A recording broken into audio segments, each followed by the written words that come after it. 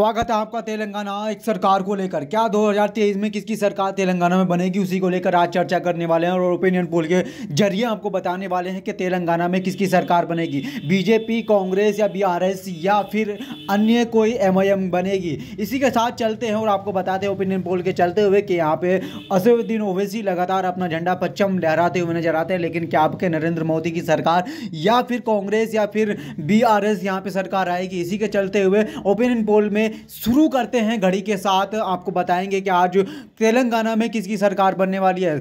यहाँ पे डेट भी फिक्स हो चुकी है, 30 नवंबर को चुनाव होने हैं और 3 दिसंबर को यहाँ पे ये रिजल्ट आना है। 119 सीटों पे यहाँ पे कुल मतदान होना है। उसी के साथ बहुमत के लिए 7 सीटें यहाँ पे मौजूदगी के साथ जिसके पास होती हैं वो सरकार अपनी बना लेता है इस राज्य के अंदर, तेलंगाना के अंदर। उसी के साथ चलते हैं बिना किसी देरी के और ओपिनियन पोल के जरिए से आपको बताने का प्रयास करेंगे कि यहाँ पे सरकार किसकी बनेगी, जनता क्या चाहती है, आपका जनता का क्या रुझाव है। उसी के साथ या यहाँ पे एआईएमएम बनेगी, अभी बीजेपी या बीआरएस या फिर अदर कोई और पार्टी यहाँ पे आएगी। तेलंगाना की बात कर रहे हैं, लगातार ओपिनियन पोल के सहारे बने रहेगा क्योंकि ऐसी ही खास खबरों को हम दिखाते हैं। सबसे पहले हैदराबाद के जिले की बात कर लें। हैदराबाद में 15 सीटें हैं और यहाँ से बीजेपी को 1 मिली है, कांग्रेस को 5 और बीआरएस को 2 और एआईएमएम को यहाँ पे 7 सीटें मिल चुकी हैं। सबसे ज़्यादा यहाँ पे एआईएमआईएम की यहाँ पे जो असदुद्दीन ओवैसी की पार्टी है उसने सबसे ज़्यादा हैदराबाद से सीट हासिल कर ली हैं। उसी के बाद दूसरे निजामाबाद की हम बात कर लें, 6 सीटें हैं यहाँ पे तेलंगाना विधानसभा चुनाव सर्वे को लेकर।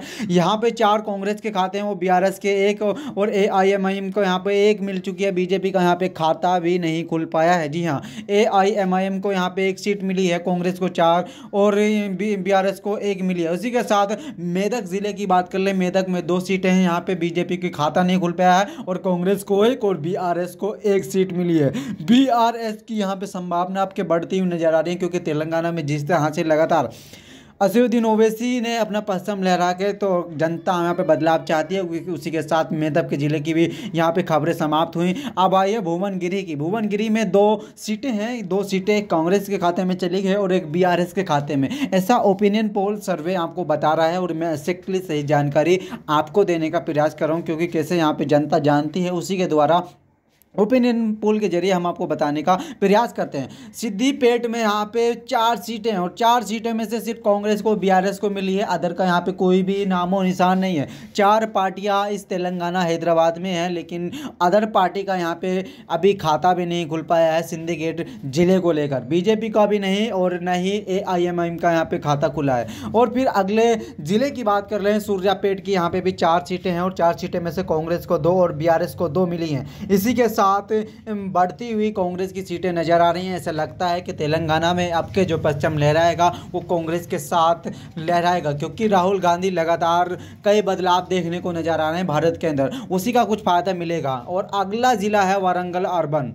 यहाँ पे क्या होगा, 3 सीटें हैं, 3 सीटों में से कांग्रेस को 2 मिली है और बीआरएस को 1 मिली है और एआईएमआईएम को यहाँ पे भी खाता नहीं खुल पाया, नहीं बीजेपी का खाता खुल पाया। पूरी तरह से चुपड़ा साफ होता हुआ नजर आ रहा है बीजेपी का और एआईएमआईएम का। यहाँ पे तेलंगाना को लेकर बड़ी अपडेट निकल कर आ रही है। अब कोंडामुंडम की यहाँ पे जिले की बात कर लें, 5 यहाँ पे सीटें हैं इस जिले के अंदर और 5 में से 4 तो है कांग्रेस के अकाउंट में गई हैं, ऐसा माना जा रहा है ओपिनियन पोल के द्वारा, और 1 सीट मात्र गई है जो बीआरएस के अकाउंट में गई। लेकिन यहाँ पे भी नहीं तो असदुद्दीन ओवैसी का खाता खुला है और नहीं बीजेपी का खाता खुला है। अब अगले जिले की बात कर लें, जगत अल की बात कर लें, जहाँ पे 3 सीटें हैं, 3 सीटें भी सिर्फ कांग्रेस का यहाँ पे इस जिले के अंदर कांग्रेस का परचम लहरा है। अदर तीनों पार्टियाँ यहाँ पे ढेर होती भी नजर आई। ऐसा ओपिनियन पोल सर्वे 2023 दिखाता है आपको तेलंगाना सरकार को लेकर। कौन तेलंगाना में बैठेगा इस गद्दी के ऊपर, ऐसा कौन बैठेगा। अब अगला जिला आ जाता है मल्काजगिरी। यहाँ पे 5 सीटें हैं, 5 सीटों में से 5 कांग्रेस के अकाउंट में चली गई हैं। देखिए किस तरह से कांग्रेस यहाँ पे बाजी मारती हुई नजर आ रही है, लेकिन अदर 3 सीटें हैं,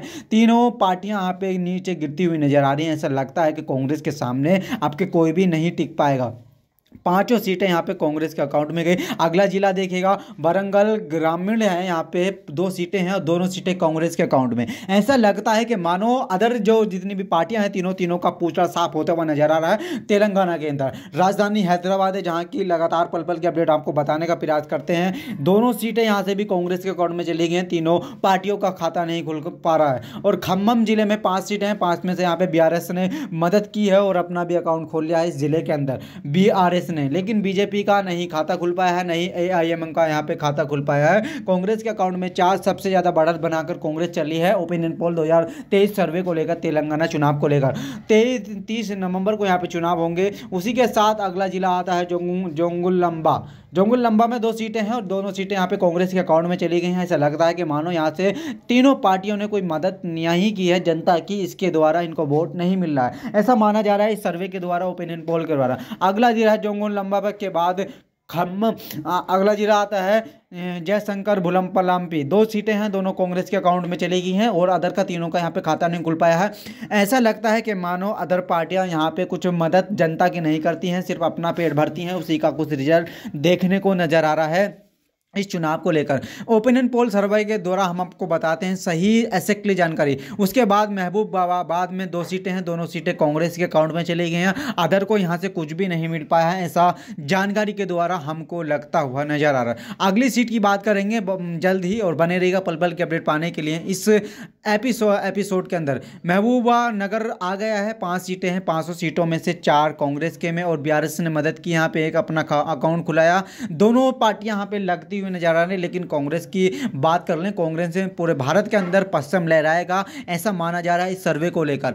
अब आता है अगला जिला जो है आदिलाबाद में 2 सीटें हैं, 2 सीटें भी दोनों कांग्रेस के अकाउंट में चली गई। बहुत बढ़िया यहाँ पे प्रदर्शन कांग्रेस का देखने को नजर आ रहा है। अदर तीनों पार्टी बीजेपी, बीआरएस और एआईएमएम यहाँ पे खाता नहीं खुल पा रहा है। ऐसा लगता है कि मानो क्या घड़ी सी इनके लिए आ गई है। अब अगले जिले की बात कर लेते हैं, वानपती में 1 सीट है और 1 सीट भी पूरी कांग्रेस के अकाउंट में चली गई है। ओपिनियन पोल का ऐसे सर्वे देखने के लिए हमें सब्सक्राइब कर लें और बेल आइकन को ऑन कर लें, ताकि अगले सर्वे आपको बताएं सबसे पहले आप तक अपडेट पहुंच जाए। और ये वानपती में भी कांग्रेस ने बाजी मार लिया। और अगला जिला आता है इसी के साथ पेदापल्ली में 3 सीटें हैं, तीनों सीटें कांग्रेस के अकाउंट में ना जाकर एक इसमें बाजी मारी है बीआरएस ने। बीआरएस भी काफ़ी मदद होती हुई नजर आ रही है बीआरएस पार्टी की तेलंगाना जिले के अंदर, राज्य के अंदर। और इसी के साथ कांग्रेस ने 2 सीटें हासिल की हैं, एक राजन्ना सिरसिरा में 2 सीटें हैं, दोनों की दोनों कांग्रेस ने हासिल कर ली हैं तेलंगाना के इस जिले से भी। लगातार कांग्रेस बढ़ाती हुई नजर आ रही है। ऐसा लगता है कि अब आने वाले टाइम में इनकी पार्टी पे कोई भी असर कोई भी नहीं डाल पाएगा, काफ़ी लीड बनाकर यहाँ पे चल रही है। दूसरा जिला आता है विकाराबाद, 4 सीटें हैं, 4 सीटों में से कांग्रेस ने 3 यहाँ पे हासिल की और बीआरएस ने भी अपना अकाउंट खोल लिया है, यहाँ पे 1 सीट मिल चुकी है। इसी के साथ कांग्रेस काफ़ी बढ़त बनाकर आगे बढ़ती हुई नजर आ रही है। ऐसा लगता है अब कोई भी इनकी टक्कर पे नहीं मिलेगा। अगला जिला आता है मंचेरियल में 3 सीटें हैं, 3 सीटों भी कांग्रेस के अकाउंट में चली गई हैं। अब कौन क्या टक्कर ले पाएगा कांग्रेस की यहाँ से, ऐसा मुश्किल सा देखता हुआ यहाँ पे नजर आ रहा है। ऐसा लगता है कि कांग्रेस की टक्कर पे कोई नहीं आ पाएगा। अगला जिला है नलगोंडा में 6 सीटें हैं, 6 सीटों में से कांग्रेस के अकाउंट में 4 और बीआरएस के अकाउंट में 2। क्या बीजेपी और एआईएमएम अब के तेलंगाना से चुनाव नहीं लड़ रही हैं, ऐसा इस ओपिनियन पोल को देखकर लगता है। इसी के साथ अगला जिला आता है नागरकुरुनल, यहाँ पे भी 3 सीटें हैं, 3 सीटों में से 2 कांग्रेस के अकाउंट में और बीआरएस के अकाउंट में 1 सीट यहाँ पे आ गई है। और दोनों 2 सीटें हैं, 2 पार्टी हैं, एक सेंट्रल की है और एक एमआईएम की है, वो भी सेंट्रल बनती हुई नजर आ रही है, उनका भी अकाउंट नहीं खुलता है यहाँ पे नजर आ रहा है। अगला जिला है रंगारेड्डी में 8 सीटें हैं, 8 सीटें में से 6 कांग्रेस के अकाउंट में और 2 बीआरएस के अकाउंट में। बड़ी खबर, बड़ी अपडेट निकल कर आ रही है। ओपिनियन पोल का सर्वे ऐसा देखता हुआ नजर आ रहा है कि मानो यहाँ से सारी पार्टियां पूछड़ा पास होते हुए नजर आ रहे हैं। इसी के पास अगला जिला चालू होता है सिंगारेड्डी में 5 सीटें हैं, 5 सीटें में से 3 कांग्रेस के अकाउंट में और 2 बीआरएस का अकाउंट में गई है। इसी के साथ एआईएमएम के और बीजेपी का भी यहाँ पे अकाउंट नहीं खुल पाया है, पूछड़ा साफ होता हुआ इस जिले से भी नजर आ रहा है। अगली अपडेट के लिए